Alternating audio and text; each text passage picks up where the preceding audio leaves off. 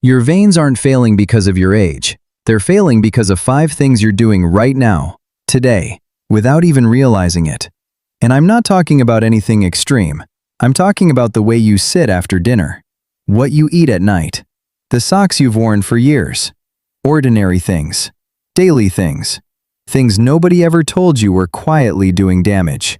Most people over 60 don't find out about these habits until their legs are swollen by noon, aching by evening, and keeping them up at night. But here's what I want you to hear. It is not too late. Whether your veins just started showing or they've been a problem for years, these 5 changes can stop the damage from here. And one of them, the last one, is the one almost no doctor brings up in the office. I'm saving it for the end. Habit number 1. Sitting still for too long. I know, it sounds so small. That's exactly what makes it so dangerous. Here's what's happening inside your legs right now, while you're sitting watching this. Blood flows down into your legs without any trouble. Gravity does that work for free. But getting it back up to your heart? After 60, that fight gets harder every single year. And when you sit completely still, that blood doesn't just slow down. It stops. It pools in the lowest point of your leg. The pressure builds in your vein walls. Over days and weeks and years, those walls stretch out. That's how varicose veins form. Not from one bad day, from 1,000 ordinary afternoons in the chair. But here's the good news. The fix is not a gym membership. You don't need a fitness tracker. You just need to attach tiny movements to things that already happen in your day. When a commercial comes on, work your feet right in the chair. Toes up, toes down, 20 times. If you've got some energy, stand up and walk to the kitchen and back. When the phone rings, stand up to answer it. Walk around while you talk.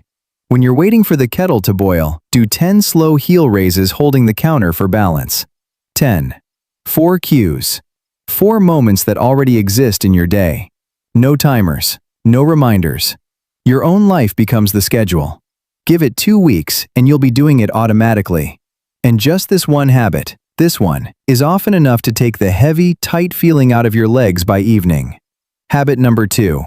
And this one hits people hard because it's something most of us were actually taught to do. Crossing your legs at the knee. Think back. Sit like a lady. Sit properly. Cross your legs. It was polite. It was proper. And for decades, you did it without thinking. Here's what's actually happening. Right behind your knee, there's a main vein that drains the entire lower leg. When you cross one knee over the other, that vein gets pressed between your thigh bone and the back of your knee. Every minute you sit that way, the blood in your calf is sitting still. The pressure builds from below. The vein walls stretch just a little more. A varicose vein isn't formed in a week.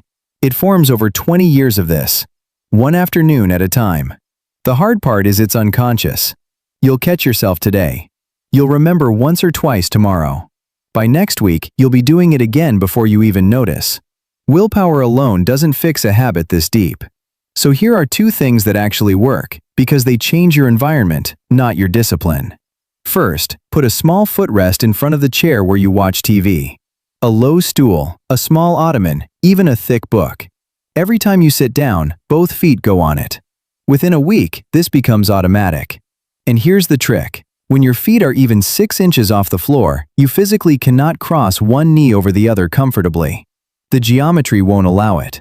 The habit has nowhere to live. Second, turn it into a game with the family. Make a deal.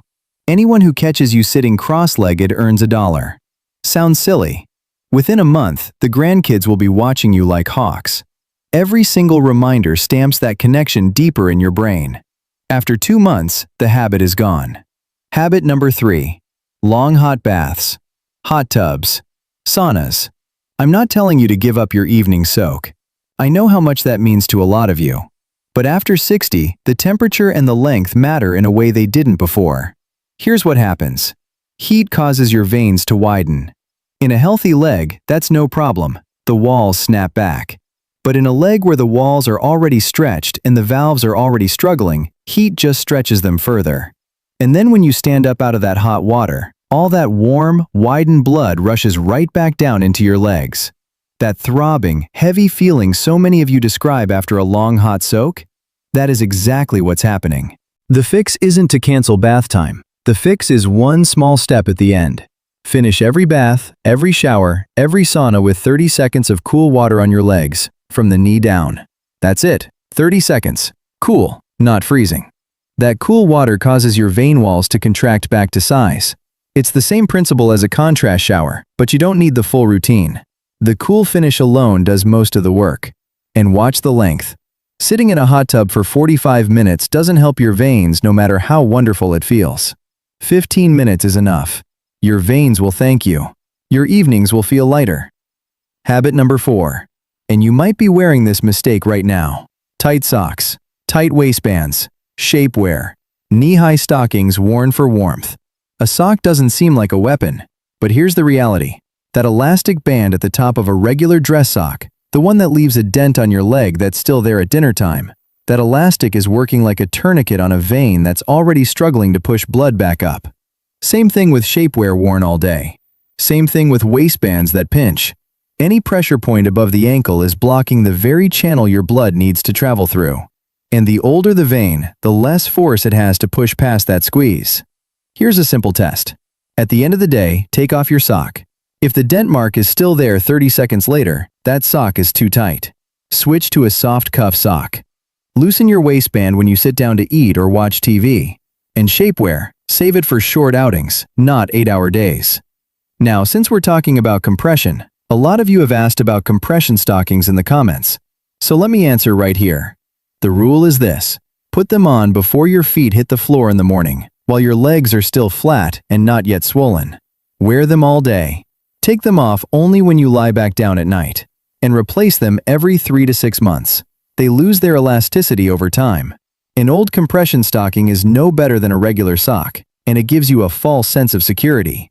And now, habit number 5. The one almost nobody connects to their veins. Eating salty food in the evening. It sounds harmless, and for most of your life, it was. But here's what changes after 60. Your kidneys process salt more slowly than they did at 30 or 40. That's not a diagnosis. Nothing is broken. It's just biology. But the consequence is this.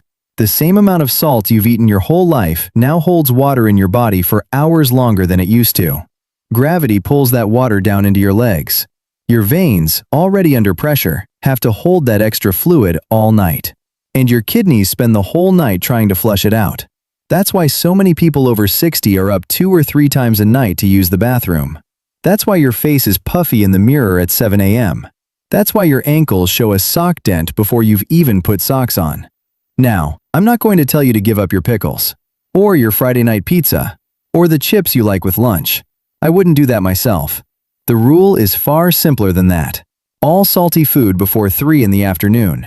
Chips, pickles, pizza, cheese, deli meat, soy sauce, any of it. Have it at breakfast, have it at lunch, have it as an afternoon snack. But after 3 p.m., no added salt. Dinner should taste plain. Want flavor? Use lemon, black pepper, garlic, fresh herbs, not salt.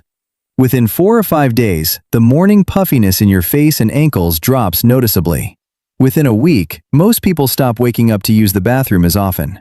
Within 2 weeks, the heaviness in your legs by evening, gone. And while we're talking about food, 3 things worth putting on your plate this week. Berries. Blueberries, blackberries, dark cherries. They contain flavonoids that genuinely strengthen vein walls. There's decades of research behind this. Citrus fruits, especially the white pith just under the orange peel that most people throw away. It contains a compound called diosmin, which is actually prescribed in Europe specifically for vein support. And dark leafy greens, spinach, kale, Swiss chard, for the magnesium and vitamin K that keep your circulation steady. None of this is expensive. None of it is hard to find. A handful of berries at breakfast, an orange at lunch, a side of greens at dinner. That's all. If you're committed to improving your health and living your best life, make sure you support the channel by hitting the like button and subscribing. Every like helps this information reach more people who may need it. And if you've experienced anything we discussed today, share your story in the comments below. It could help someone else on their health journey. Now let's put it all together. 5 habits to change, and you can start tonight. 1. Move your feet every time a commercial plays, the phone rings, or the kettle boils. 2. Put a small footrest in front of your chair and start the dollar game with the family. 3. End every hot bath with 30 seconds of cool water on your legs from the knee down. 4. No tight socks, no tight waistbands, and compression stockings go on before your feet touch the floor. 5. All salt before 3 in the afternoon. A full glass of water between dinner and bed. You don't have to do all 5 at once. Pick the one that hit closest to home while you were watching. That's the one your body is already asking you to fix. Start with that one tonight. Now, I want to ask you something, because this channel has viewers from all over the world. I've started noticing that each country has its own habits that quietly wear veins down. In parts of Asia and Eastern Europe, sitting cross-legged is still considered polite, proper, ladylike. In Germany and Scandinavia, the sauna is part of life. Many people go weekly, even when their veins are already in trouble. And here in the United States, so many of our communities are built around the car. 2-3 hours a day behind the wheel, and your legs pay the price without you ever realizing it. So here's my question, and I want a real answer in the comments. Which country are you watching from? And which of these 5 habits is the most common where you live? Tell me your country and the number. I read every comment, and I do my best to answer every one. And one more thing. Knowing what's hurting your veins is half the work. Knowing what to do for them is the other half. If you haven't seen it yet, my video on the simple movements that genuinely help varicose veins is the one to watch next. The link is in the description. If you're new here, this is what we do on this channel. Practical advice for people over 60.